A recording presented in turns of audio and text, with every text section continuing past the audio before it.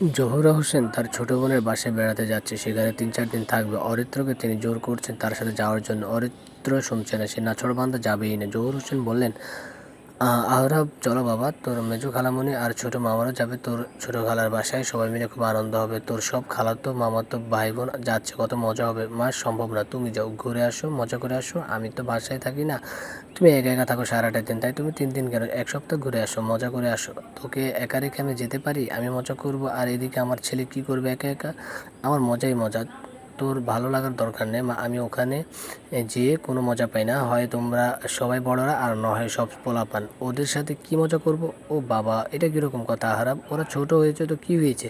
তোর ভাই বোন ওরা সব, তুই আমাদের ভাই বোনদের বাচ্চা কাচ্চার মধ্যে সবচেয়ে বড়, তোর ভাবই আলাদা। তো সবাই তোকে ভালোবাসে, বাচ্চাগুলো কি পছন্দ করে তোকে?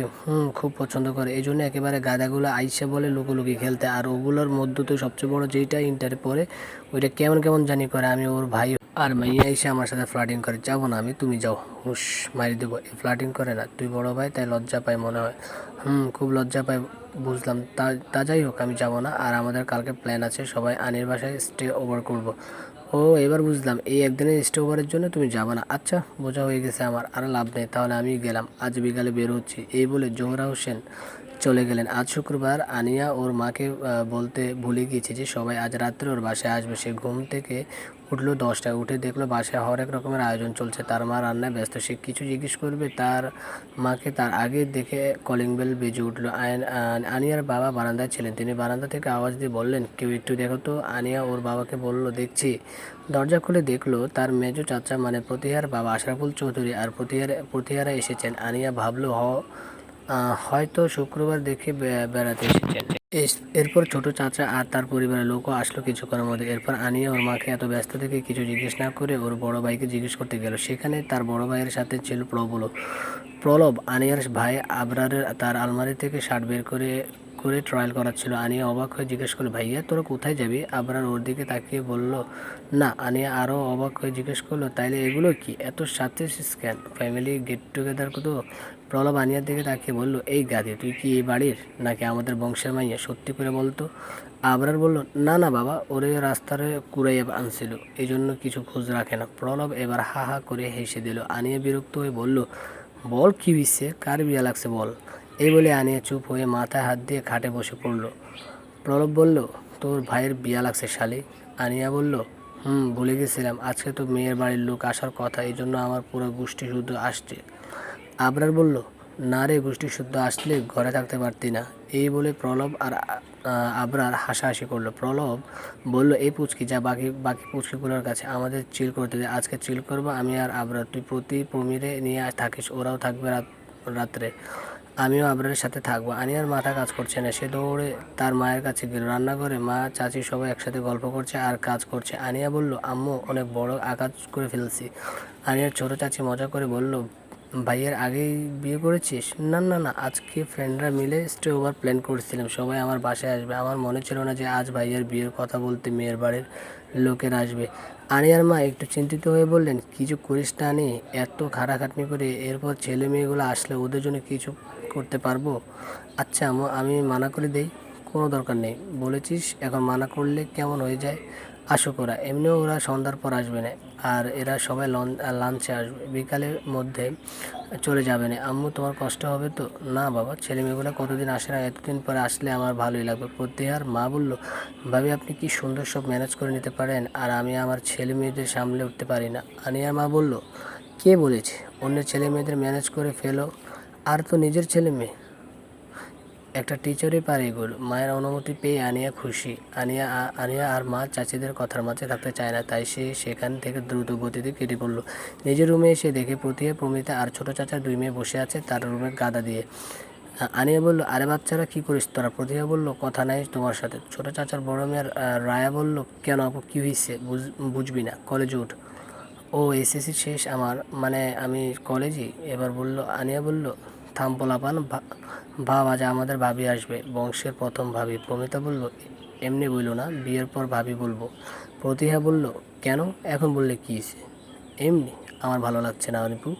আবরার ভাইয়ার বিয়ে হচ্ছে, এরপর মা বলেছে প্রলব ভাইয়ার বিয়েও দিবে, তারপর সিরিয়ালে তুমি, এখানে সবার বিয়ে হয়ে যাবে। আনিয়া হাসা শুরু করলো, বলল পাগল কোথাকার। সবাই মিলে গল্প করছিল, মজা করছিল। হঠাৎ আনিয়ার ফোন বাজলো। ওর ফোন টেবিলের উপর ছিল আর ও খাটে বসা ছিল, তাই ওর রায়া উঠে ওকে ফোন এনে দিল।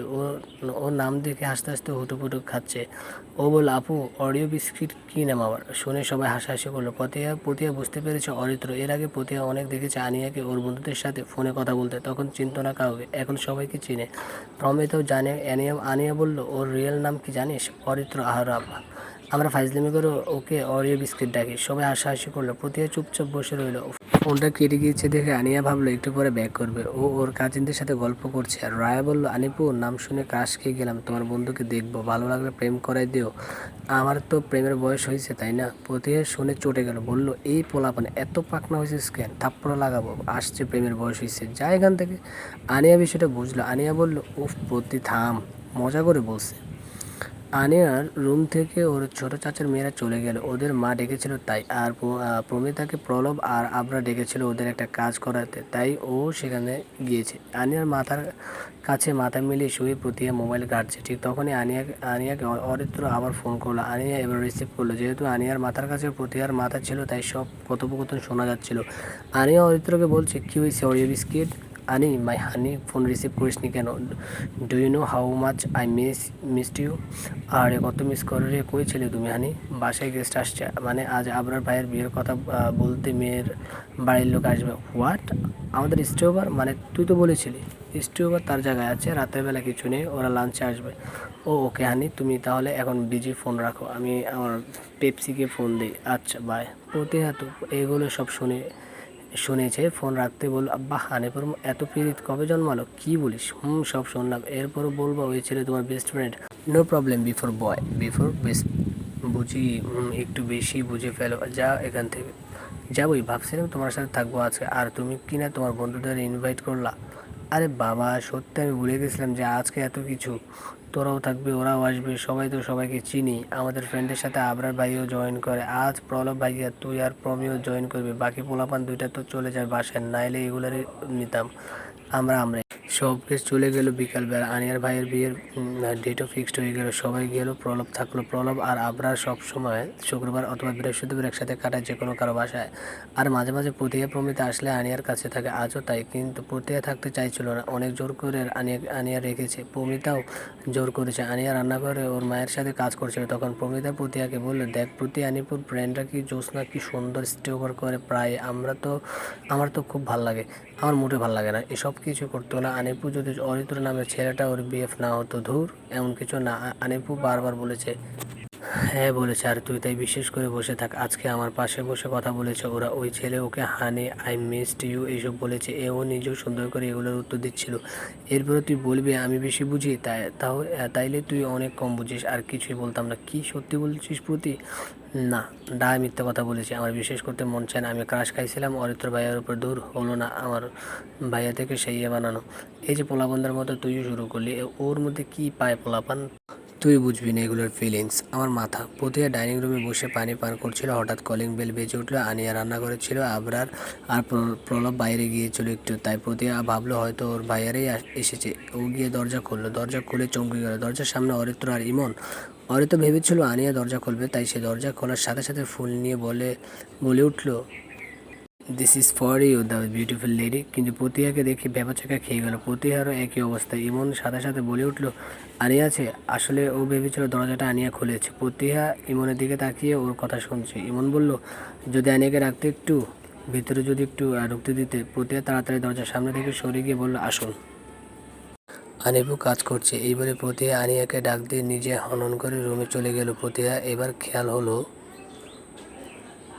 প্রতিয়াকে এই বাসায় দেখে তো অরিত্র খুব ভালো লাগছে। এর আগে অরিত্র সব বাকি সবাই অনেকবার আসছিল, এমন হয়নি যে প্রতিহারা এই বাসায়। আর তখন চিনতো না ওকে। অরিত্র আপন মনেও হাসছিল।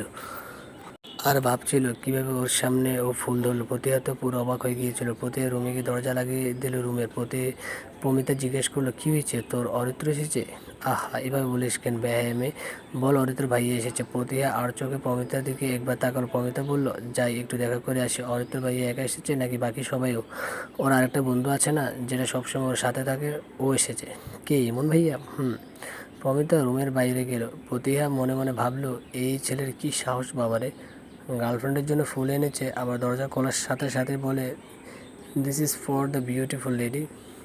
কি সাংঘাতিক। দরজা যদি বড় চাচু খুলতো, অথবা চাচি বা আবরার ভাইয়া, মানে মানে বলদ নাকি? এমন তো না ফ্যামিলির জ্ঞান। ফ্যামিলির দূরের কথা, আনিপু তো কারো কাছে স্বীকারই করতে চায় না অরিত্র তার বয়ফ্রেন্ড। ইমন, অরিত্র আর আনিয়া ড্রয়িং রুমে বসে গল্প করছে। অরিত্র বলল, আন্টি কই? আনিয়া ওর মাকে ডাকলো। আনিয়ার মা আসতে অরিত্র আর ইমন সালাম দিল। অরিত্র আনিয়ার মাকে বলল, আন্টি চলে আসলাম আবার আপনাকে কষ্ট দিতে। আরে বাবা, কষ্ট কিসের, তোমাদের মজার জন্য এইটুকু করতে আমার কোনো অসুবিধা নেই। অরিত্র এবার ফুলে গিয়ে আনিয়ার মাকে বলল, this is for you aunty, আপনার তো ফুল অনেক পছন্দ, তাই আসার সময় ফুল নিয়ে আসলাম। আমার তো প্ল্যান ছিল আপনি দরজা করবেন, তাই সেভাবে প্রস্তুতি নিচ্ছিলাম। এরপর দেখি পুথিয়া এসেছে। থ্যাংক ইউ বাবা, তোমরা যে কি পাগলামি করো না, ভালো লাগে তোমাদের সব পাগলামি। প্রমিতা দাঁড়িয়ে দাঁড়িয়ে দেখছিল সবটা। আনিয়া ওকে দেখে ডাক দিল। প্রমিতা এগিয়ে আসলো, অরিত্র আর ইমনের সাথে কথা বলল। এর মধ্যে ইপসিয়া, রায়ান, আরহান, ফিজা চলে আসলো। ওদের সাথে কথা বলে প্রমিতা ওর রুমে চলে আসলো। প্রমিতা আসতে প্রতিহা ওকে বলল, জানিস প্রমি কি হয়েছে? আজ যা হয়েছে এটা শোনার পর তুই আর বলবি না যে অরিত্র আনিফুর বিএফ না। কেন, কি এমন হয়েছে? জানিস, আমি গিয়ে দরজাটা খুললাম, অরিত্র মনে করেছে আনিফু দরজা খুলেছে। সে ফুল ধরে বলল, this is for the beautiful lady, মানে বুঝিস? এরপরে বলবি ওরা জিএফবিএফ না? আমি তো ছেলের সাহস দেখে অবাক। মেয়ের বাসায় এসে এইভাবে বলল, যদি অন্য কেউ দেখে ফেলতো। আরে ভাই থাম, আমার কথা শোন। ফুল অরিত্র ভাইয়া বড় চাচের জন্য এনেছে, জানিসই তো তার ফুল খুব প্রিয়, সেটা অরিত্র ভাইয়াও জানে, তাই ফুল এনেছে। একটু আগে সেই ফুল আমার চোখের সামনে বড় চাচিকে দিয়ে বলেছে এরা তার জন্য। কি? জি। প্রতিভা বুঝতে পারলো না বিষয়টা। ও বলল, ধুর, ওর যা খুশি তাই করুক, আমার কি। সুর বড় চাচিকে পাম দেয়। আফটার অল আনিপুর বয়ফ্রেন্ড, মেয়ের মার সাথে তো ভালো সম্পর্ক রাখতেই হবে। রাত্রিবেলা সকলে বসেছে মুভি দেখতে। সাথে আনিয়ার ভাই আবরার, প্রলব আর প্রমিতাও আছে। প্রতিহাকে অনেক জোর করেছে, আনিয়াও আসবেই না। সবাই যখন মুভি দেখছিল তখন আনিয়ার বাবা একবার এসেছিলেন। তিনি সবার সাথে কথা বললেন। তিনি আনিয়াকে জিজ্ঞেস করলেন, প্রতিহা কোথায় আনি? আনিয়া বলল, ও আসলো না কেন? প্রলব বলল, আচ্ছা বড় চাচ্ছু, আমি ডেকে আনছি ওকে। প্রলব ওকে ডাকতে গেল। ও আসতে না চাইলেও এখন প্রলবের সাথে তর্ক করার মুডে নেই, তাই ও আসলো। সবাই বেশি মানুষ দেখে সোফা ছেড়ে মেঝেতে ম্যাট্রেস বিছিয়ে বসেছে। এক পাশে ফাঁকা পেয়ে প্রতিহা বসে পড়লো। কিছুক্ষণের মধ্যে অরিত্র আসলো। অরিত্র ওয়াশরুমে গিয়েছিল। অরিত্র এসে দেখে ওর জায়গায় প্রতিহা বসে আছে। পাশে অবশ্য আরও জায়গা আছে। অরিত্র একটু খুশি হয়ে গিয়ে প্রতিহার পাশে বসলো। প্রতিহার ইচ্ছে করছিল ওখান থেকে উঠে যেতে, কিন্তু সবাই কী ভাববে ভেবে আর উঠলো না। সবাই বসে বসে মুভি দেখছে আর পপকর্ন খাচ্ছে। তিন দিক থেকে তিনটা বাটিতে। অরিত্রর দিকে যে বাটিটা ছিল সেটা থেকে ইপসা আর অরিত্র আনিয়েছিল। প্রতিহাকে চুপচাপ দেখে অরিত্র পপকর্ন এগিয়ে দিয়ে বলল, নাও। No thanks. অরিত্র বলল, আরে বাবা নাও না, সবাই তো কিছু না কিছু খাচ্ছে আর তুমি চুপচাপ বসে আছো, এইভাবে ঘুম আসে না? প্রতিহা বলল, না। আনিয়ার ব্যাপারটা খেয়াল করে প্রতিহাকে বলল, আরে পপকর্ন নেই, অসুবিধা নেই না আপু, আরে নাও তো। এই বলে অরিত্র বাটিটা প্রতিহার দিকে এগিয়ে দিল। এভাবে তিনজন এক বাটিতে পপকর্ন খেতে খেতে বাটিতে হঠাৎ অরিত্র হাতের সাথে প্রতিহার হাতের ছোঁয়া লাগলো। প্রতিহার ব্যাপারটা বিরক্তিকর লাগলো আর অরিত্র একটু লজ্জাও পেল। ও ভদ্রতার খাতিরে তাড়াতাড়ি হাতটা সরিয়ে নিল। প্রতিহা ওকে বাটিটা এগিয়ে দিলে ও বলল, নাও, আর খাবো না, তোমরা নাও। অরিত্রর ফোন আসলো, ওর মা ফোন করছে। অরিত্র চলে গেল আনিয়ার রুমে ওর পারমিশন নিয়ে। আনিয়ার রুমে কেউ ছিল না। অরিত্র বারান্দায় গিয়ে কথা বলছিল। প্রতিহার ঘুম পাচ্ছিল প্রচুর। প্রলব বলল, যা ঘুমিয়ে পড়। আনিয়া বলল, আমার রুমেই ঘুমা তুই আর প্রমি, আজ আমরা কেউ আর ঘুমাবো না, সবাই গল্প করে কাটিয়ে দেব। প্রতিহা জানতো না অরিত্র আনিয়ার রুমে ছিল। অরিত্র যখন আনিয়ার রুমে যায় তখন প্রতিহা আর প্রমিতা কথা বলছিল, তাই খেয়াল করেনি। আর আনিয়ারও মনে নেই যে অরিত্র ওর রুমে আছে, তাই আনিয়া প্রতিহাকে বলেছে ওর রুমে যে ঘুমিয়ে পড়তে। প্রতিহার ভীষণ ঘুম পাচ্ছিল। ঘুমের ঘোর রুমে গিয়ে দরজাটা ঠেলে দিল। দরজাটায় বেশ জোরে গিয়ে লেগে গেল। অরিত্র শব্দ পেল। রুম অন্ধকার ছিল। অরিত্র বারান্দা থেকে হঠাৎ রুমে আসলো। এত জোরে দরজা লাগানোতে প্রতিহা একটু অপরাধ বোধ করছে, কারণ তার বড় চাচা আর চাচি ঘুমিয়ে পড়েছে। এমন শব্দে নিশ্চয়ই তাদের ঘুমটা ভেঙে ভেঙে গিয়েছে। প্রতিয়া তাড়াতাড়ি লাইট জ্বালালো। অরিত্র দেখলো প্রতিয়ার রুমে, আর প্রতিয়া অরিত্রকে রুমে দেখে চমকে গেল। প্রতিয়া বলল, আপনি এখানে কেন? কি করছেন এখানে? ফোনে কথা বলতে এসেছিলাম। তুমি হঠাৎ এসে পড়লে যে? কোনো কারণ? ঘুমাতে এসেছিলাম। আমি বাইরে যাচ্ছি, আপনার ফোনের কথা শেষ হলে বলবেন। না না, তোমার যাওয়ার দরকার নেই, আমি যাচ্ছি, তুমি ঘুমাও। এই বলে অরিত্র দরজার দিকে এগিয়ে গেল। অরিত্র দরজার লকটা ধরে মোচড় দিল। আশ্চর্য ব্যাপার, লকটা খুলছে না। আনিয়া রুমের দরজাটা লকটা অনেকটা পুরনো, একটু নষ্ট হয়ে গিয়েছে, প্রায় লক হয়ে যায়, ভিতর থেকে খোলাও যায় না, অনেক গুতাগুতি করে খুলতে হয়। অরিত্র অবাক দৃষ্টিতে প্রতিয়ার দিকে তাকিয়ে বলল, খুলছে না? কি দরজা? আশ্চর্য, দরজা কেন খুলবে না? দরজাটাও খুলতে পারেন না নাকি?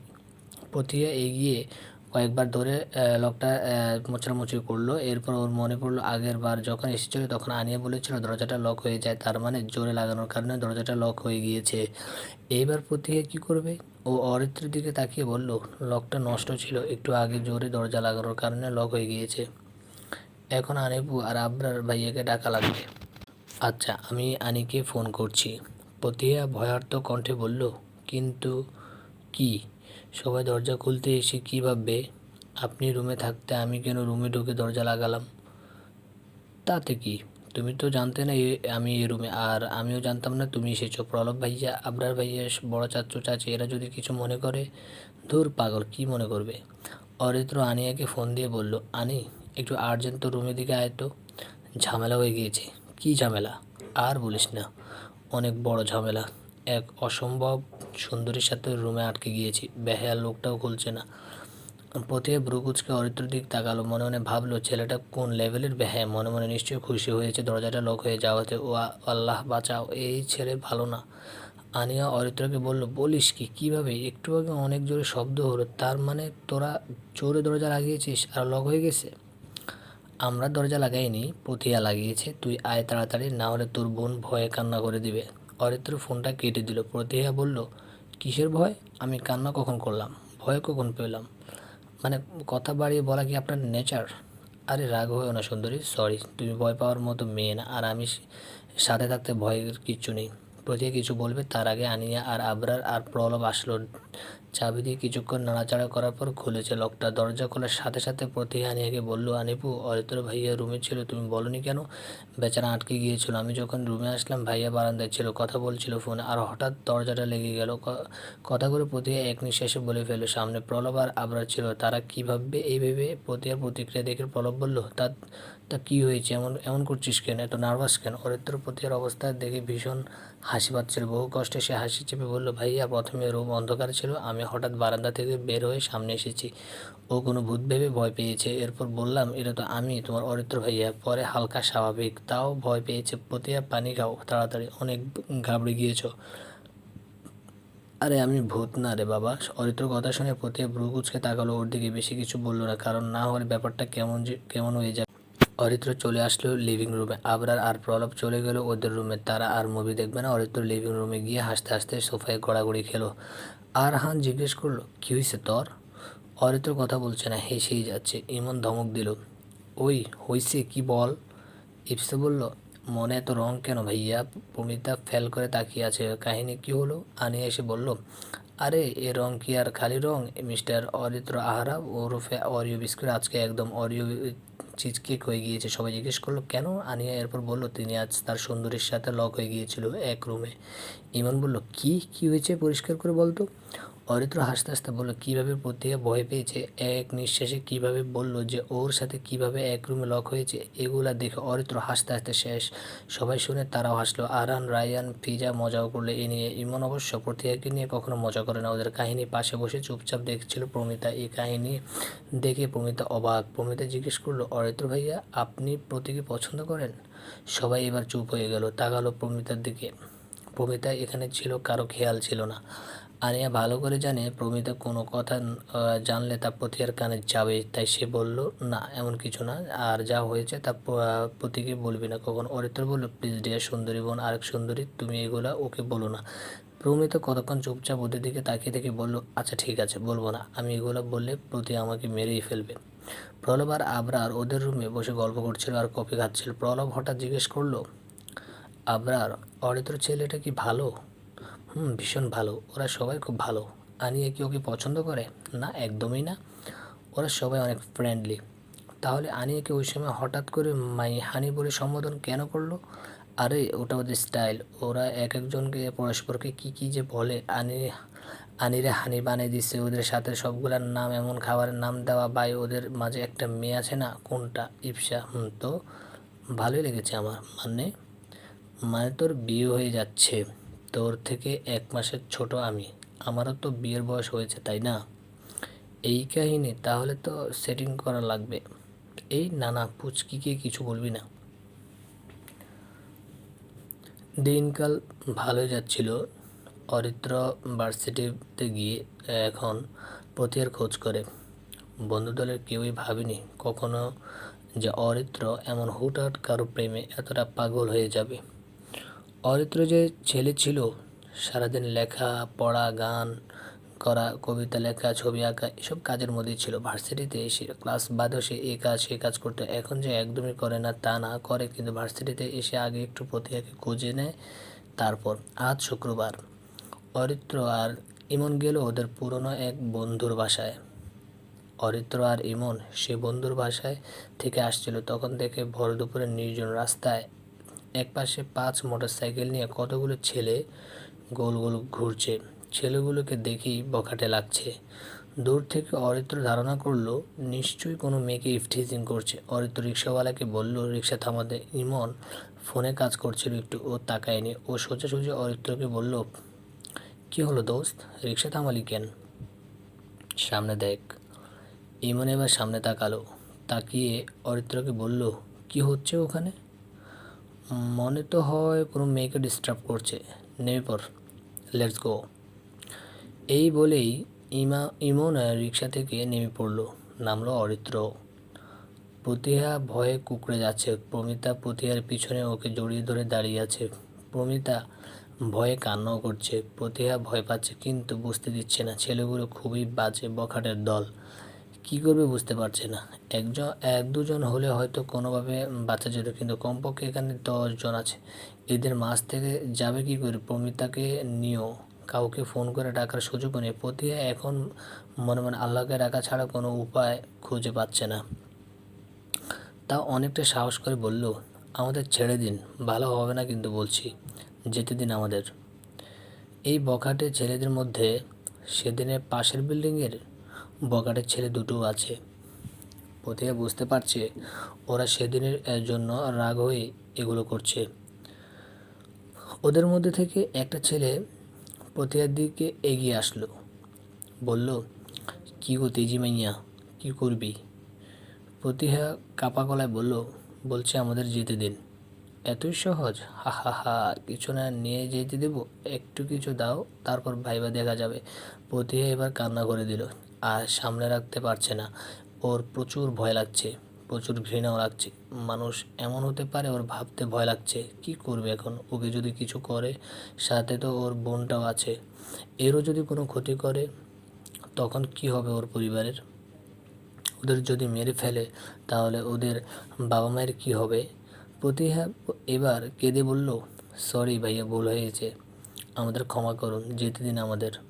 আমরা কাউকে কিছু বলবো না, আপনাদের কোনো অসুবিধা করব না।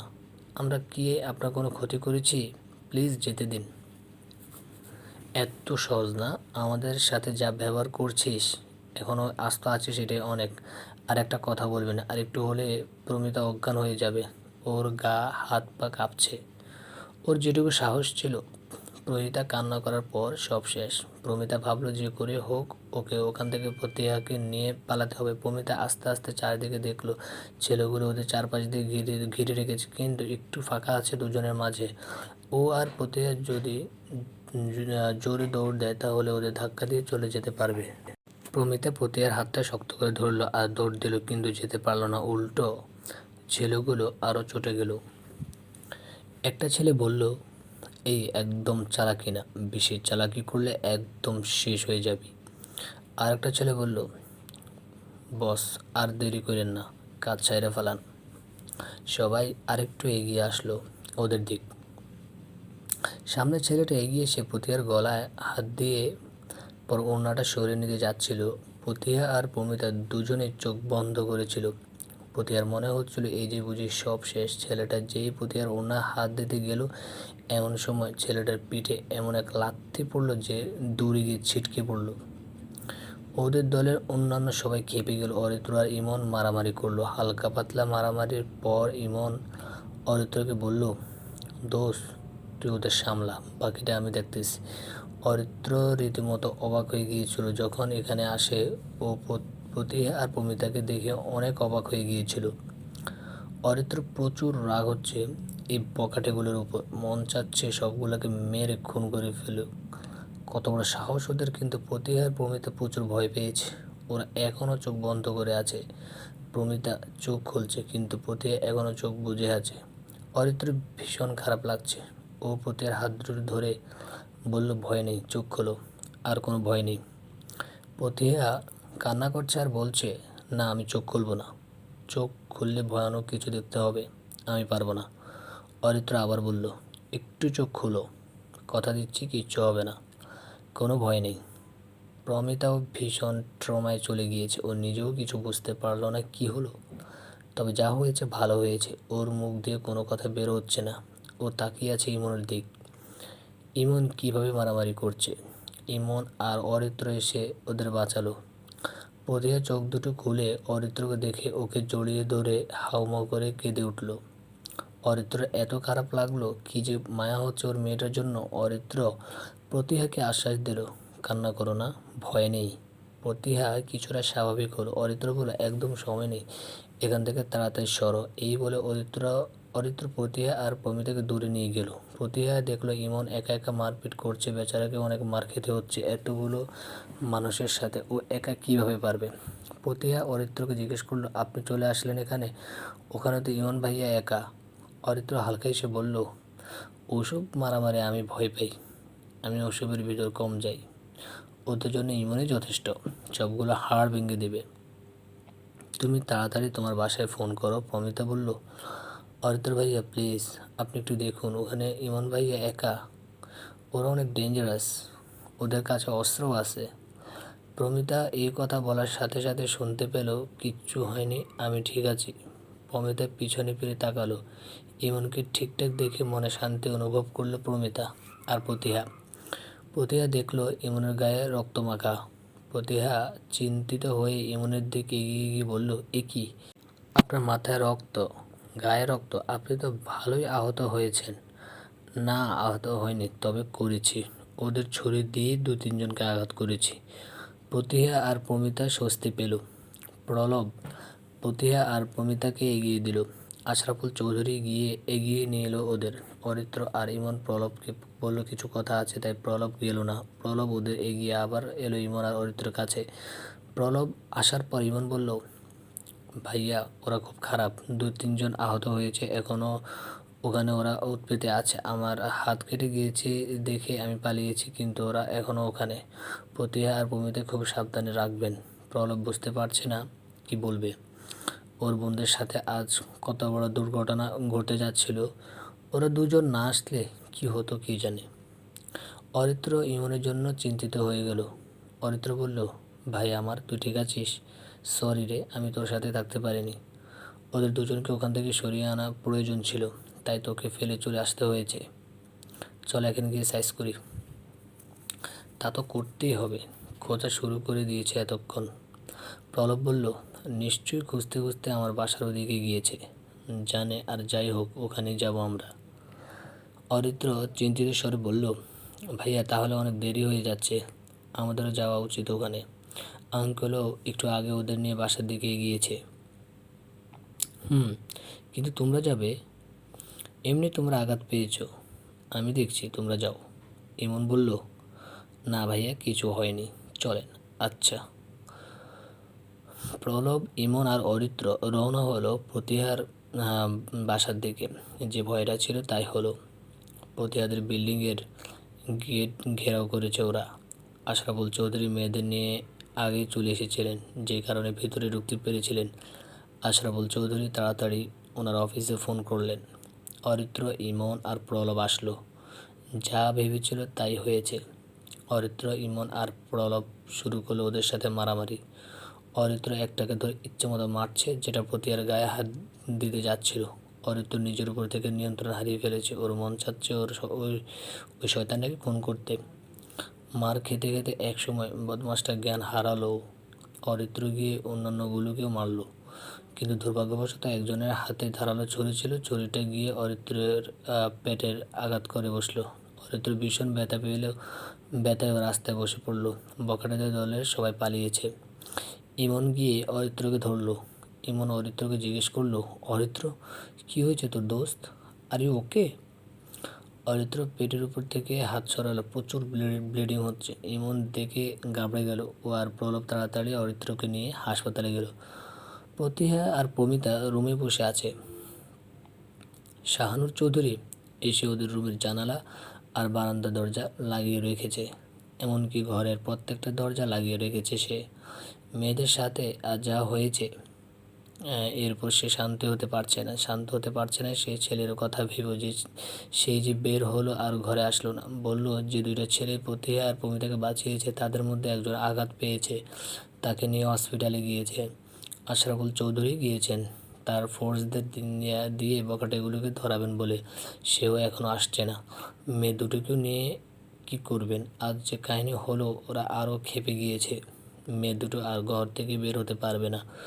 নামাজে বসে কান্নাকাটি শুরু করলেন শাহানুর। মায়ের কান্নার আওয়াজ শুনে প্রতিহা দৌড়ে গেল রুমে। গিয়ে দেখলো মা জায়নামাজে বসে কান্নাকাটি করছে। দেখেই প্রতিহার ভীষণ মন খারাপ হলো। ওর ইচ্ছে করছে মরে যেতে। ও মনে করছে শব্দ শহরে ও যদি ওই ছেলেপেলেদের সাথে সেদিন ছাদে ঝগড়া না করতো, তাহলে এসব কিছুই হতো না। ওর জন্য বাবা মা ভাইকে কষ্ট পেতে হচ্ছে। ওর জন্য তো আজ প্রমিতাও বিপদে পড়েছিল। সব সময় একসাথে থাকে। ওর তো কোনো ক্ষতি হয়ে যেতে পারতো। সব কিছুর জন্য প্রতিহা নিজেকে দায়ী মনে করছে। প্রতিহা বাথরুমে গিয়ে কতক্ষণ কান্না করলো কষ্টে। বাথরুম থেকে বের হতেই প্রমিতা ওকে দেখে বুঝতে পারলো যে ও কান্না করেছে। ওর চোখ দুটো ফুলে গিয়েছে। প্রমিতা প্রতিহাকে বলল, কী হয়েছে তোর? কান্না করছিস কেন? কোথায়? কিছু হয়নি। আমাকে এসব বলে লাভ নেই। প্রতিহা কিছু বলল না, চুপ করে থাকলো। প্রমিতা বলল, বুঝেছি রে, অনেক ভয় পেয়েছিস। আমিও ভীষণ ভয় পেয়েছিলাম। আমার জীবনের সবচেয়ে ভয়ঙ্কর দিন আজকে ছিল। আমি শুধু চেষ্টা করছিলাম ওখান থেকে তোকে নিয়ে কোনোভাবে পালাতে। প্রতিহা বলল, সব দোষ আমার রে, আমার জন্যেই এত অসুবিধা হলো। মা প্রায় বলতো এত মেজাজ ভালো না। ঠিক হইতো। সেদিন যদি আমি ছাদে ওই ছেলেগুলোর কথায় প্রতিবাদ না করে চলে আসতাম, তাহলে এত ঝামেলা হতো না। সে সময় ভাইয়া রাগ করেছিল দেখে খুব রাগ হয়েছিল তার উপর, কিন্তু সে তো আমার ভালোর জন্যে বলেছিল সব কথা। আজ সারাটা দিন ছুটি কাটানোর কথা ছিল বাসায় বসে, অথচ এখন তারা আমার জন্য সারাদিন না খেয়ে কোথায় কোথায় ঘুরতে হচ্ছে। আমার জন্য অন্য একটা ছেলে ব্যথা পেল। সব দোষ আমার। প্রতি কীসব বলিস? তোর দোষ হবে কেন? ভাগ্যে ছিল আমাদের সাথে আজ এমন হবে, তাই এমনটা হয়েছে। আমাদের কিছু হয়নি, এটার জন্য আমাদের শুকরিয়া আদায় করা উচিত। আজ যদি অরিত্র ভাইয়া আর ইমন ভাইয়া না আসতো, তাহলে কি হতো ভেবে আমার গা কাটা দিয়ে আসছে। আজ তারা যা করলো। কিছুক্ষণ দুজনে চুপ করে থাকলো। প্রতিহা হঠাৎ বলে উঠল, আচ্ছা, অরিত্র এতটা কাপুরুষ আমি বুঝিনি। মানে কিভাবে পারলো ও এটা? কি করেছে? তুই জিজ্ঞেস করছিস কি করেছে? কি হয়েছে? কি? তারা আমাদের বাঁচালো, আর তুই অরিত্র ভাইয়ের পিছিয়ে পড়ে আছিস। বুঝতে পারছিস না তুই? কি বুঝতে পারছি না? তুই বুঝতে পারিস না? আমার কথা শোন আগে। আনিপুর সবসময় বলে ওরা বন্ধুরা নাকি একে অপরের জন্য প্রাণও দিয়ে দিতে পারে, কিন্তু অরিত্র আজ কী করলো? অরিত্র কাপুরুষের মতো ওখান থেকে আমাদের সাথে সরে আসলো, আর এতগুলো গুন্ডাদের সাথে মারপিট করলো শুধু একা। আর অরিত্র যখন জিজ্ঞেস করলাম, ও কীভাবে বলল যে ও ওসব মারামারি করতে পারে না। ওসব ইমন পারে, মানে ও মারামারি ভয় পায়। একজন পুরুষ মানুষ হয়ে এগুলা কীভাবে পারে ভাই? নিজের বন্ধুকে একা রেখে আসলো। প্রমিতা বলল, আরে হতেই পারে, অরিত্র ভাইয়া হয়তো মারামারি করতে পারে না, ইমন ভাইয়া পারে। এখন সে একটা জিনিস পারে না, ভয় পায়, তাহলে সে কেন তাদের মধ্যে গিয়ে হিরিগিরি করবে? উল্টো তো মরে পড়ে থাকবে। এগুলো কাপুরুষের লক্ষণ। হোক সে কাপুরুষ, কিন্তু আমাদের বাঁচিয়েছে, এটাই অনেক। আর কাপুরুষ কোনোভাবেই হতে পারে বলে আমার মনে হয় না। কাপুরুষ হলে কি ভার্সিটির হার্টথ্রোব হয়? ও ওর সুন্দর চেহারা দিয়ে মেয়েদের মাথায় খেয়েছে, আর কিচ্ছু না। তোর মতো সব মেয়েরা ওর উপর ক্রাশ খেয়ে বসে আছে, আর ও আমাদের বাঁচায় নাই, বাঁচিয়েছে ইমন ভাইয়া। উনি নাকি অনেক আঘাতও পেয়েছেন, ধারালো ছুরি দিয়ে আঘাত করা হয়েছে। আল্লাহ জানে এখন কেমন আছে লোকটা। প্রমিতা আর অরিত্রকে নিয়ে কিছু বলল না, বলে লাভ নেই। প্রতিহা যা বুঝে তার বাইরে সে কারো কথা মানে না, তাই প্রমিতা ইমনের কথাই বলল। সে বলল, আসলে ইমন ভাইয়া বেচারা, আমাদের জন্য এত কষ্ট হচ্ছে তার। আমাদের জন্য না, আমার জন্য। আবার একই কথা বলছিস? কেন তোর জন্য হবে? ওখানে আমরা দুজন ছিলাম। সব কাহিনী শুরু আমায় দে। একদম চুপ। শাহানুর চৌধুরী আসলো, এসে বলল, চুপ করতে বলছিস কেন ওকে? ঠিকই তো বলছি, সব ওর জন্যই। এত বলেছি শান্ত থাকতে, আমার একটা কথাও শোনে না কখনো। এখন আমি কি করব বল? কোথায় যাব তোদের নিয়ে? বাসা থেকে বের হওয়া কঠিন। এসব বলতে বলতেই কান্না করে দিলেন তিনি। এসব কথা শুনে প্রতিহাও কান্নাকাটি শুরু করলো। প্রমিতা তার মাকে বলল, মা, এভাবে কেন বলছো? ও তো তেমন কোনো দোষ করেনি। ভাবিনি এত বড় বিপদ আসবে। তোমরা দুজন প্লিজ শান্ত হও, এভাবে ভেঙে পড়ো না। শাহানুর চৌধুরী খেয়াল হলো সে মেয়েকে রাগে কথা শোনাচ্ছে। আসলে প্রতিহার তো কোনো দোষ নেই, আর মেয়েটা আজ খুব ভয় পেয়েছে। এক সময় ওকে বকাবকি না করে বুঝিয়ে শান্ত করা উচিত তার। সে কান্না থামিয়ে প্রতিহার কাছে গিয়ে ওকে জড়িয়ে ধরে বলল, কান্না করিস না মা, আমি তো আমি। আর রাগে রাগে যা খুশি বলি, তবে একটু সাবধানে তো তোমাকে থাকতে হবে বাবা। তোমার কিছু হলে মা বাঁচতে পারবো? প্রতিহা মাকে জড়িয়ে ধরে কান্না করে বলল, সরি মা, আমি তোমাদের বিপদে ফেলতে চাইনি। আমি বুঝতে পারিনি এমন কিছু হবে, সব দোষ আমার। না মা, সরি মা, আমি তোমাদের বিপদে ফেলেছি। মা, এরপর থেকে আমি প্রমিকে নিয়ে কোথাও যাব না। একা যাব, যেন কিছু হলেও আমার হয়, মরে গেলেও যেন তোমাদের আর প্রমের কোনো ক্ষতি না হয়। শাহানুর ধমকে মেয়েকে বলল, একটা চড় দেবো। এসব কি কথা? কথা বুঝে বলিস না? এখনও তুই ভার্সিটিতে পড়িস, বড় হয়েছিস তো, এখন বুঝিস না কি বলতে হয় আর কি বলতে হয় না? আর জন্য এসব কথা না শুনি আমি, তাহলে মেরে ফেলবো। প্রমিতা মা আর বোনের মন ভালো করতে বলল, বাবা, আমার মা তো ভুলেই গিয়েছে তার আর একটা মেয়ে আছে, একটা মেয়ে নিয়েই পড়ে আছে, আমি কেউ না বুঝি। প্রতিয়া ভেঙচি কেটে প্রমিতাকে বলল, না, তুই আমার মায়ের মেয়ে না। আমি যেদিন হয়েছিলাম সেদিন হসপিটালের বাইরে বাবা তোকে পেয়েছিল, দেখলো এত সুন্দর মেয়ে ডাস্টবিনে মানায় না, তাই তোকে নিয়ে আসছিল। প্রমিতা বলল, না না, ওই কাহিনী তোর বেলা হয়েছিল, তুই ডাস্টবিনে ছিলে আর আমি মায়ের পেট থেকে বের হয়েছিলাম। তিন মা মিলে দুষ্টুমি করে হাসাহাসি করল, তবুও শাহানুরের চিন্তা কমলো না।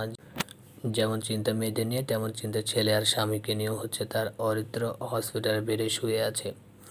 ডাক্তার ব্যান্ডেজ করে দিয়েছে, অনেকটা ব্লিডিং হয়েছে, তাই প্রচুর মাথা ঘুরছে। অরিত্রর সাথে হসপিটালে ছিল প্রলাপ আর ইমন। অরিত্র ওর বাসায় ফোন করতে মানা করেছিল, কিন্তু ইমন শোনেনি। ইমন অরিত্রর বাবা আকরাম হোসেনকে ফোন করে করলো।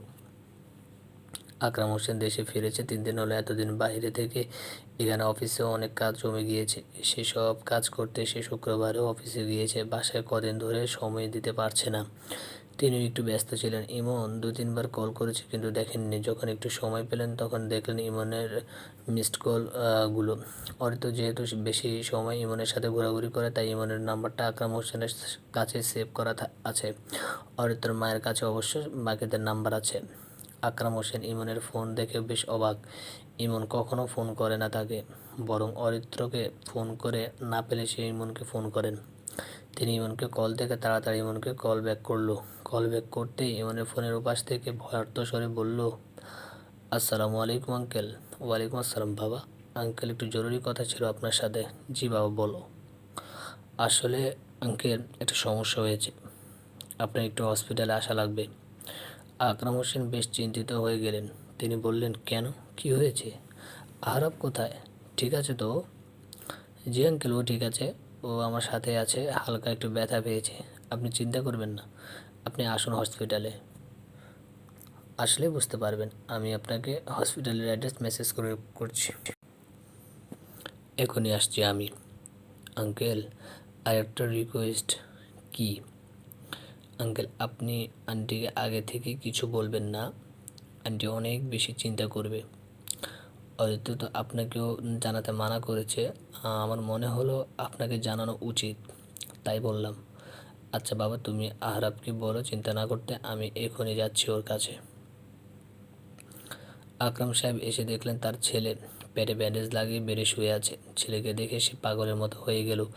এর আগে কখনো ছেলের এই অবস্থা দেখেনি। ছোটবেলা থেকে একমাত্র ছেলেকে খুব যত্নে রেখে মানুষ করেছে। ছেলের একটু জ্বর হলেই আকরাম আর জোহরা চিন্তায় পড়ে যেতেন।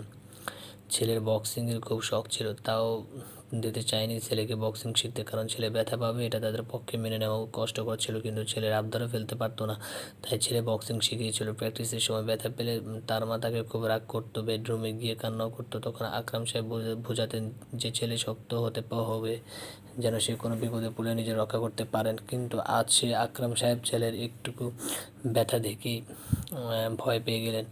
আকরাম সাহেব অরিত্রর বেডের পাশে দাঁড়িয়ে আছে। অরিত্রর বাবাকে দেখেই উঠতে গেল। তখনই আকরাম সাহেব বললেন, আহরাব, একদম ওঠার চেষ্টা করো না বাবা।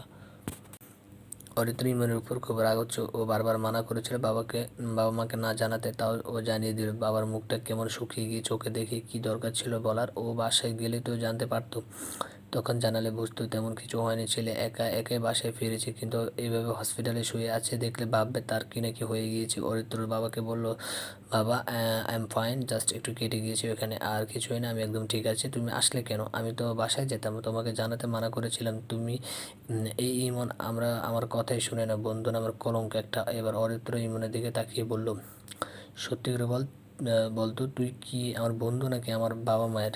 আমার কথা শুনিস না একদমই। ইমন বলল, একদম চুপ। তুই না অসুস্থ? অসুস্থ হলে চুপচাপ থাকতে হয়। না, আমি অসুস্থ না। আকরাম হোসেন বললেন, বাবা, অনেক বেশি ব্যথা পেয়েছো তাই না? না বাবা, হালকা ব্যথা। এগুলো হলো কি করে আহরাব? কি হয়েছিল? ইমন আর অরিত্র কিছু বলবে তার আগে প্রলব চলে আসলো। প্রলব গিয়েছিল বাহিরে ওষুধ আনতে। ওর অনেক বেশি খারাপ লাগছে। ওর বন্ধুদের রক্ষা করতে গিয়ে অরিত্র ব্যথা পেয়েছে, তাই সে যা সম্ভব অরিত্রর জন্য করতে যাচ্ছে। সে চাইলেও এতক্ষণ বাসায় চলে যেতে পারতো, কিন্তু যায়নি। অরিত্র যতক্ষণ আছে এখানে সে থাকবে, যা যা প্রয়োজন হবে সে দিবে। সে এসে ধারণা করলো ভদ্রলোক সম্পর্কে অরিত্র কিছু হন। সম্ভবত বাবা ইমন বলেছিলেন অরিত্রের বাবাকে ফোন করবে। নিশ্চয়ই অরিত্রের বাবা এসেছে। প্রলব আকরাম হোসেনকে দেখে সালাম দিল, তারপর বলল, আঙ্কেল, আপনি মনে হয় অরিত্রেরই বাবা। জি। আপনাকে তো ঠিক চিনলাম না। না চেনারই কথা। আমি প্রলব। আমার জন্যে আপনার ছেলের এমন অবস্থা হয়েছে, আমি ভীষণ দুঃখিত। কি, তোমার জন্য? অরিত্র বলে উঠল, একদমই আপনার জন্য না ভাইয়া। আমার জন্য না, কিন্তু আমার বন্ধুর জন্য তো, তাই আমার জন্যই। আকরাম হোসেন বিস্মিত হয়ে বললেন, বাবা, আপনি কি বলছেন? একটু পরিষ্কার করে বলবেন। আমার ছেলের এমন অবস্থা কি করে হলো সে তো বলছেই না। আসলে আঙ্কেল, আমি ভীষণ দুঃখিত আপনার ছেলের সাথে যা হয়েছে তার জন্য, কিন্তু আপনার ছেলে না থাকলে আজ হয়তো আমার বোনদের আমি পেতাম না। আর মানে? জি আঙ্কেল, আমার বোনদের গুন্ডারা অ্যাটাক করেছিল, ও আর ইমন বাঁচিয়েছে। আর গুন্ডাদের সাথে ধস্তাধস্তিতে ওদের হাতের ছুরিতে লেগে অরিত্র আঘাত পেয়েছে। বলো কি, গুন্ডাদের সাথে মারপিট করেছে আমার ছেলে? জি আঙ্কেল। অরিত্র এখন ওর বাবাকে বলল, বাবা, কিচ্ছু হয়নি বাবা, আমি একদম ঠিক আছি। মেয়ে দুটোকে বাঁচানোর আমার দায়িত্ব ছিল, তা অবশ্যই তোমার দায়িত্ব বাবা, কিন্তু তোমাকে এই অবস্থা দেখে আমার কী যে খারাপ লাগছে তা তুমি বুঝবে না। But I am proud of you my son. Aritra বলল, বাবা, তুমি কি জানো প্রলব ভাইয়া আনিয়ার আপন চাচাতো ভাই, আর মেয়ে দুটো আনিয়ার চাচাতো বোন ছিল। ওরাও আমাদের ভার্সিটিতে ভর্তি হয়েছে। আকরাম সাহেব বলল, তাই? তাহলে বিপদ পরিচিতদের মধ্যে দিয়ে গিয়েছে। তিনি প্রলবকে বললেন, আনিয়াকে আমি চিনি, আমার ছেলের বন্ধু, খুব ভালো একটা মেয়ে। আনিয়ার পরিবার লোকের সাথে এমন ঝামেলা হয়েছে শুনে খুবই দুঃখ পেলাম। আঙ্কেল, আমার দুঃখ হচ্ছে অরিত্রের জন্য। না না বাবা, ঠিক আছে। আকরাম সাহেব এবার ইমনকে জিজ্ঞেস করলেন, বাবা ইমন, তুমি ঠিক আছো তো? ইমন বলল, জি আঙ্কেল, আমি ঠিক আছি, আপনি চিন্তা করবেন না। অরিত্র ঠিক আছে, ডাক্তার সাথে কথা বলেছি একটু আগে, এখন ওকে বাসায় নিয়ে যেতে পারবো। অরিত্র ওর বাবাকে জিজ্ঞেস করলো, বাবা, মাকে কি বলেছো আমার কথা? না, বলার দরকার নেই, এখন বললে বাসায় একা একা কান্নাকাটি শুরু করবে। চলো বাসায় যাই। প্রলব বলল, জি আঙ্কেল, ওকে নিয়ে আপনি বাসায় যান, আমি এদিকে সব দেখে নিয়েছি। এই যে এই ওষুধগুলো ডাক্তার দিয়েছে, অরিত্রকে এগুলো খাইয়ে দিন সময় মতো। সে কি, এইসব কেন আপনি করতে গেলেন? আঙ্কেল, সবার আগে আপনি আমায় তুমি করে বলুন। আর এইটুকু অরিত্রর জন্য আমি না করতে পারলে খুব অপরাধ বোধ করতাম। আজ অরিত্র যা করেছে তার জন্য আমি আর আমার পরিবার ওর কাছে চিরকৃতজ্ঞ। আমার বাবা এখানে আসতেন, আমার বাবার সাথে দেখা করতেন। কিছু বুঝতে পারছেন ঘরে বন্ধুর অবস্থাকে, তাই আর আসতে পারেন। তবে বলেছে আপনাকে যেন অবশ্যই তার পক্ষ থেকে ধন্যবাদ আর সরি বলে দিই। আরে বাবা, অসুবিধা নেই, একদিন বেড়াতে এসো আমাদের বাসায়। তোমার বাবা মাকে নিয়ে আপনিও আসবেন আমাদের বাসায় আঙ্কেল। অরিত্র যাওয়ার সময় প্রলভকে বলল, ভাইয়া কী করবেন, কিছু ভেবেছেন? না রে ভাই, আমার মাথায় একদম কাজ করছে না বাবা। বাবা ছেলেগুলোকে ধরার চেষ্টা করছে। ভাইয়া, আমার মনে হয় আপনারা ওই এলাকায় ছেড়ে দিন, অন্য এলাকায় চলে আসুন ওখান থেকে দূরে। তাও করতে কম করে হলেও 1 মাসের মতো সময় দরকার। এমনিও আমাদের বাসা চেঞ্জ করার কথা ছিল। প্রতিয়া আর পমিতার ভার্সিটি দূর হয়ে যেত বলে, কিন্তু সমস্যা হচ্ছে 1 মাস কী করব। প্রতিয়া পমিতাকে নিয়ে কই যাব? ওরা তো বাসার বারান্দায়ও যেতে পারবে না, বাইরে তো দূরের কথা। একটু আগে মার সাথে কথা হয়েছিল, মা বলল ঘরে যত দরজা জানালা ছিল সব লাগিয়ে রেখেছে। কিন্তু এভাবে কি প্রতিদিন হয় নাকি? আমার মাও তো চাকরি করেন, তিনিও বাসায় থাকেন না। আর বোনেরা বা ঘরে বসে থাকবে কীভাবে? ওদেরও তো পড়ালেখা আছে। অরিত্র আর ইমন দুজনেই চুপ। তারপর অরিত্র ভেবে বলল, ভাইয়া এক কাজ করেন কি, প্রতিয়া পমিতা আর আন্টিকে আনিয়াদের বাসায় রেখে আসেন। এরপর আপনি আর আঙ্কেল নতুন বাসা পেলে চলে আসবেন। এই 1টা মাস একটু আনিয়াদের কাছে থাকুক ওরা। বুদ্ধিটা আসলে ভালো, কিন্তু ওরা বাসা থেকে বের হওয়াটাই সেফ না। আনিয়াদের বাসায় যেতে হলেও তো বাসা থেকে বের হতে হবে। ইমন বলল, ভাইয়া এক কাজ করেন, রাত 2টার সময় বাসা থেকে বের হবেন ওদের নিয়ে, তারপর চলে যাবেন আনিয়াদের বাসায়। এত রাতে নিশ্চয়ই ওরা ওখানে থাকবে না। প্রলবের বুদ্ধি পছন্দ হলো, ভাবলো এটাই করবে আজ। সে তার বাবার সাথে ফোনে কথা বলে রাখলো, জানিয়ে রাখলো মাকেও। তারা সেভাবে গোছগাছ করে নিল, অপেক্ষা করলো। রাত হলে আশরাফুল চৌধুরী অফিসের গাড়িতে করে প্রতিয়া পমিতাকে আর ওর মা চলে যাবে আনিয়াদের বাসায়। অরিত্রকে নিয়ে আকরাম হোসেন বাসায় এসেছে। জোহরা হোসেন দরজা খুলতে চমকে উঠলেন, তার মাথায় যেন ভাঁজ পড়েছে। অরিত্রকে এভাবে দেখে সে ভয় পেয়ে গেল। তিনি অরিত্রকে এই অবস্থা থেকে কান্না করে বললেন, এ কি আরাপ, কী হয়েছে বাবা তোমার? কীভাবে হলো? ব্যান্ডেজ করা কেন? কীভাবে হয়েছে? কী হয়েছে? অরিত্র ঠিক এই ভয়টাই পাচ্ছিল। তার মা তাকে দেখলে এমন চিন্তিত হয়ে যাবে, কান্নাকাটি শুরু করবে, যা অরিত্র একদমই পছন্দ করে না। আকরাম সাহেব স্ত্রীকে বললেন, শান্ত হও জোহরা, তেমন কিছু হয়নি। এগুলো আপনি কি বলছেন? আমার ছেলের এই অবস্থা, আমি কিছু জানিও না। আমি শান্ত কিভাবে হব বলুন? হ্যাঁ, কিন্তু ছেলে এই অবস্থায় এখনও দরজার বাইরে দাঁড়িয়ে আছে, আগে তাকে ঢুকতে দাও ঘরে। জোহরার সব হুঁশ হারিয়ে ফেলেছেন, সে দরজায় দাঁড়িয়ে এত প্রশ্ন শুরু করেছে। আকরাম সাহেবের কথায় তার খেয়াল হলো। সে তাড়াতাড়ি দরজার সামনে থেকে সরে বলল, সরি, আসো বাবা। অরিত্র আর তার বাবার জন্য কাজের মেয়ে পানি নিয়ে আসলো। অরিত্র বসলো। জোহরা জিজ্ঞেস করলো, বাবা কি হয়েছে? তিনি অরিত্রের বাবাকেও উদ্দেশ্য করে বলল, আপনিও কিছু বলছেন না কেন? অরিত্র তার মাকে বলল, মা, সবার আগে তুমি এসব কান্নাকাটি থামাও, চুপ করে বসো, পানি খাও, শান্ত হও। আমার সুন্দর মাকে কান্না করলে মোটেও মানায় না। কতবার বলবো বলো? আহরাব, সবসময় মজা করিস, ভাল লাগে না। কি জিজ্ঞেস করি আর তুই কি বলিস? অরিত্রর বাবা বললেন, জোহরা, তোমার ছেলের সাথে যা হয়েছে ভালো কাজের জন্য হয়েছে। তোমার ছেলে 2টা মেয়েকে বাঁচাতে গিয়ে একটু ব্যথা পেয়েছে, আর কিছু না। সে কি? অরিত্র বলল, মা প্লিজ, আমার কিছু হয়নি, আমি ঠিক আছি। এখন একটু আমায় রুমে যেতে দাও, আমি ফ্রেশ হয়ে একটু রেস্ট নিই। আর তোমার কাছে রিকোয়েস্ট, চিন্তা করো না, তুমি থাকতে তোমার ছেলের কিচ্ছু হবে না। দিন রাত যেভাবে আমার জন্য দোয়া করো, এরপরও কিছু হতে পারে বলো? তুই বুঝবি না মায়ের মন, চিন্তায় চিন্তায় শেষ করে দিবি আমাকে। মা, আচ্ছা চল, আমি তোকে রুমে এগিয়ে দিচ্ছি, তুই ফ্রেশ হয়ে নে, আমি খাবার নিয়ে আসি। অরিত্র খাটে পিঠ ঠেকিয়ে বসে আছে। অরিত্রের জন্য জোহরা হোসেন খাবার নিয়ে গেল। তিনি খাইয়ে দিচ্ছেন আর গল্প করছেন অরিত্রের সাথে। অরিত্র আনিয়াকে ফোন করে খবর নিল প্রতিয়া। আকরাম হোসেন আসলেন অরিত্র রুমে। অরিত্র যখন আনিয়ার সাথে প্রতিয়াকে নিয়ে কথা বলছিল, তখন তাকে দেখে মনে হচ্ছিল ও অনেক চিন্তিত মেয়েটার জন্য। এমনটা অরিত্র আর কারো জন্য করেনি। অরিত্র ফোন রাখতেই জোহরা অরিত্রকে জিজ্ঞেস করলো, আহরাব, সত্যি করে বলো তো, কাহিনী কি? কী কাহিনী মা? কে মেয়েটা? আমার ছেলে এর আগে তো কখনো এতটা কারোর জন্য ভাবেনি, আর আজ সেই ছেলে মেয়েটাকে বাঁচাতে গিয়ে নিজে আহত হয়ে বসে আছে। অরিত্র একটু লজ্জা পেল। সে তার মাকে বলল, উফ মা, এমন কিছু না, এমনি আনিয়ার চাচাতো বোন, চেনা, তাই জিজ্ঞেস করলাম। বুঝলাম। এই বলে জোহরা উঠে গেলেন। জোহরা যেতে আকরাম হোসেন গিয়ে অরিত্রের কাছে গিয়ে বসলেন, তার কাঁধে হাত রেখে বলল, তোর মায়ের সামনে বলিনি কিছু, কিন্তু বুঝি ঠিকই। সত্যি করে বল, মেয়েটাকে পছন্দ নাকি? না হলে এতটা কেয়ার বাবা তুমিও শুরু করলে?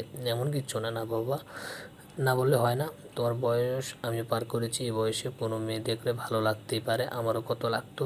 বলছো কি বাবা? মা জানে? দূর, ওসব বিয়ের আগে কাহিনী। তোর মাকে পেয়ে আর কাউকে ভালো লাগেনি, লাগবে কি করে? আমার মা যে এত সুন্দর, এত ভালোবাসে আমার বাবাকে। থাম পাকনা ছেলে। আহা, পাকনার কি আছে বাবা? আমারও তো বউ আনার বয়স হয়ে গেল। ওরে অসভ্য, তা মেয়ে মেয়ে তো ঠিক, তাই না? উফ বাবা, আহা।